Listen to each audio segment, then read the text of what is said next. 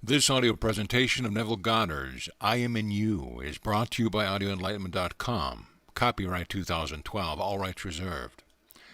I am in you. As Paul said to Timothy, great indeed we confess is the mystery of our religion. Scripture is not secular history but a mystery, which is the most important that we understand. Speaking to his disciple, Jesus said, "In that day you will know that I am in the Father, and you in me, and I in you." John 14. The phrase "in that day" is an eschatological term meaning at the end of the journey. In other words, when this age of Caesar comes to its end, you will experience the truth of Scripture, and understanding you will say, "I am in the Father, and you are in me, and I am in you." It is in you as a person that the nature of God reveals himself in a series of supernatural experiences. When these take place in the first person, singular, present tense experience, all arguments, doubts, and questions regarding your true identity are hushed. From the moment on, like Paul, you will say, "When it pleased God to reveal his Son in me, I conferred not with flesh and blood. I did not receive my gospel from a man. It was not taught it. It came through a revelation of Jesus Christ." While in Barbados this summer, my sister asked if my Christ was once a man. My answer to her undoubtedly was the same Paul gave when asked a similar question. I said, "Was. He is the heavenly man." Then quoting Paul, I said, "Just as we have borne the image of the man of dust, we shall bear the image of the man of heaven." Do not think of Christ as some little boy who was born in some strange manner 2,000 years ago. We are dealing with a cosmic principle, where God actually became man that man may become God. The process has started. Resurrection has begun, but it is not over. Those who teach that the resurrection is over are misleading the faithful, for like Paul, everyone can say, "I have been crucified with Christ.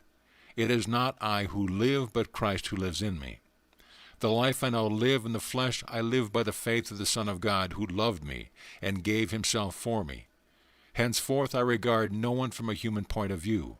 Even though I once regarded Christ from a human point of view, I regard him thus no longer.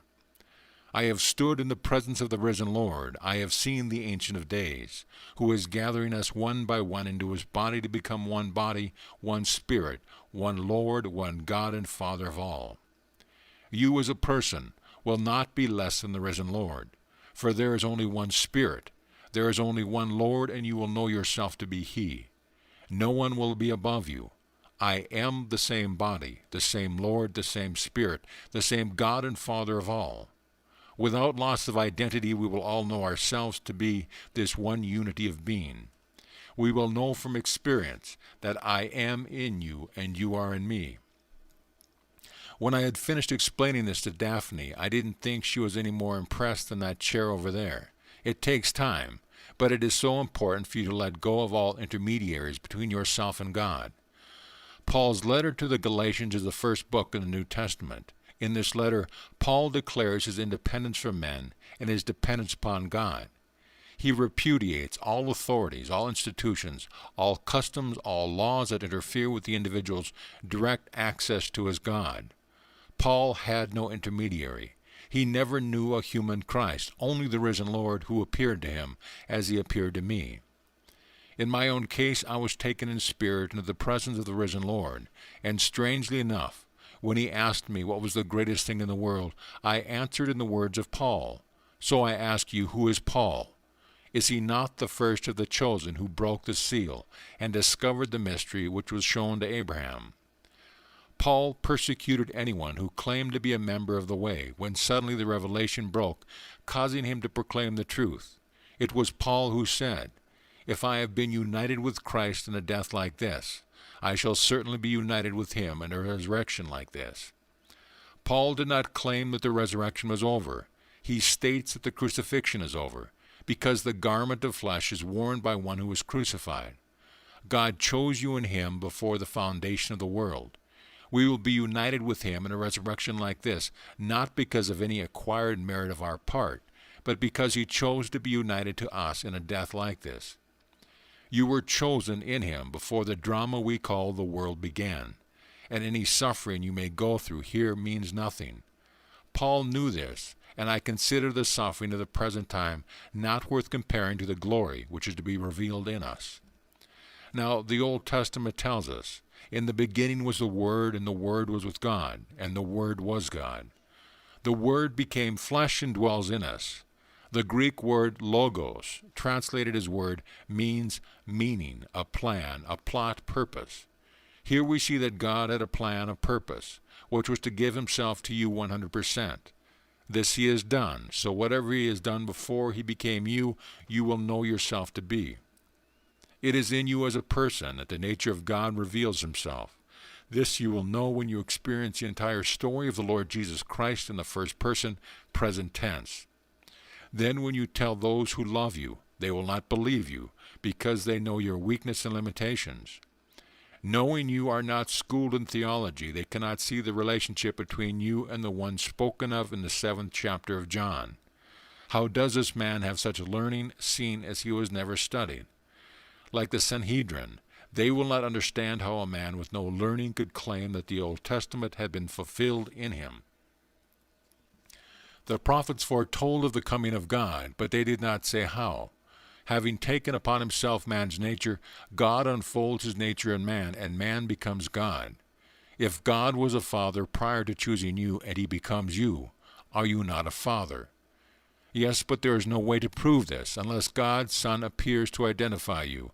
Only when God's Son unfolds within you will you know that you are God.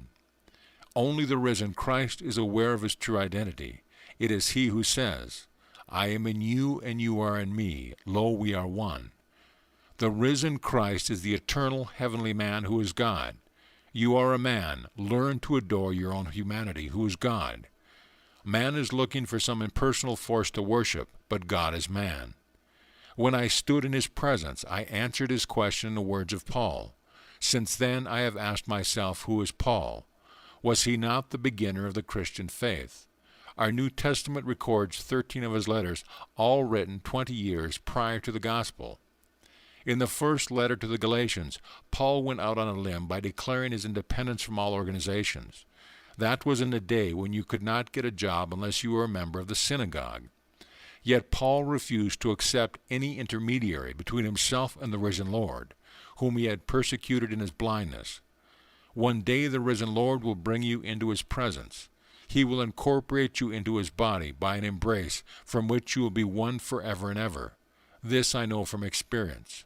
So when I tell you I am in you, I mean it literally, for I am one with the risen Christ.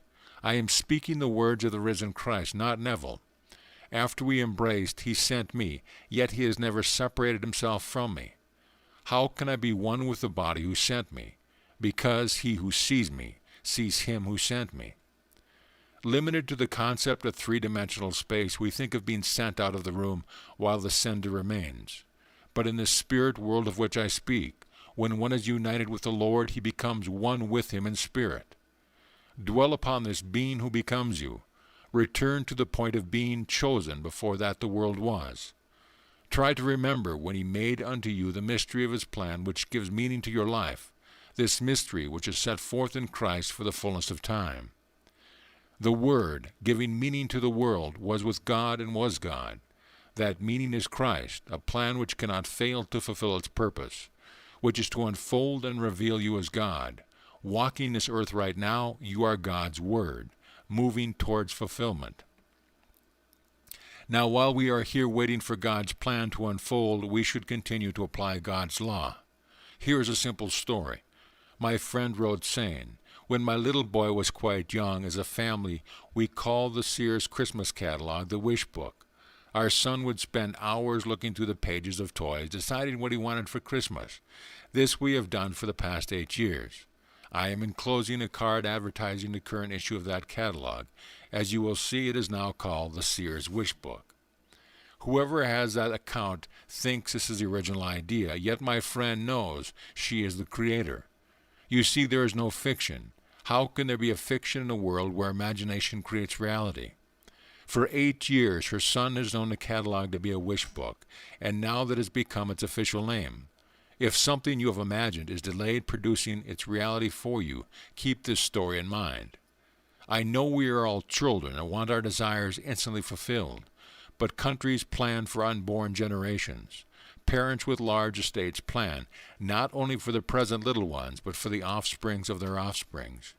You and I, however, are anxious and find it difficult to wait. Time and time again, ladies have told me they wanted to be married now, only to confess they are not yet divorced. I have heard them say, there is only one man.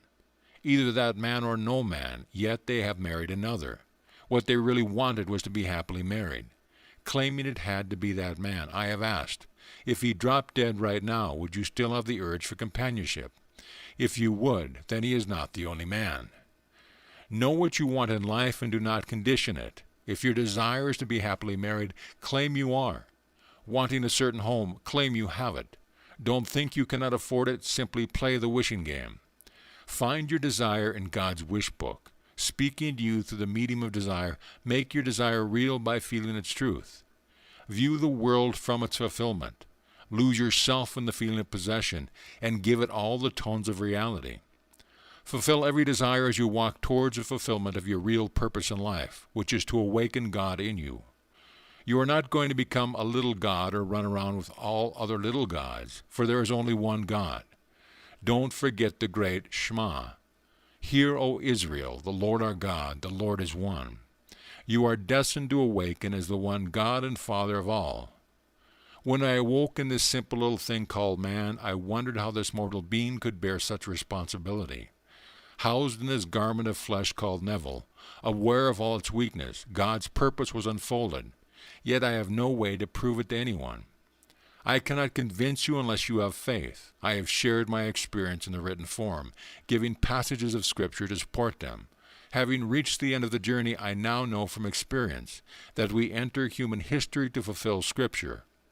I tell you, the story of Christ is an acted parable, a story told as if it were true, leaving the one who hears or reads it to discover the fictitious character and learn its meaning.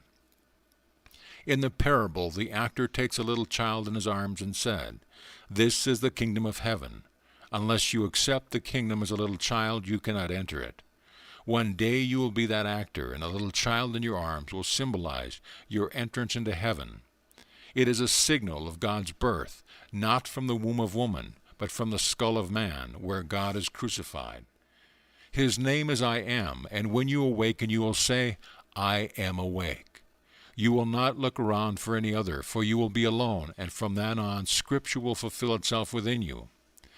In the not-distant future you will depart this world to discover that death will force you to modify or radically change any ideas which you have championed here.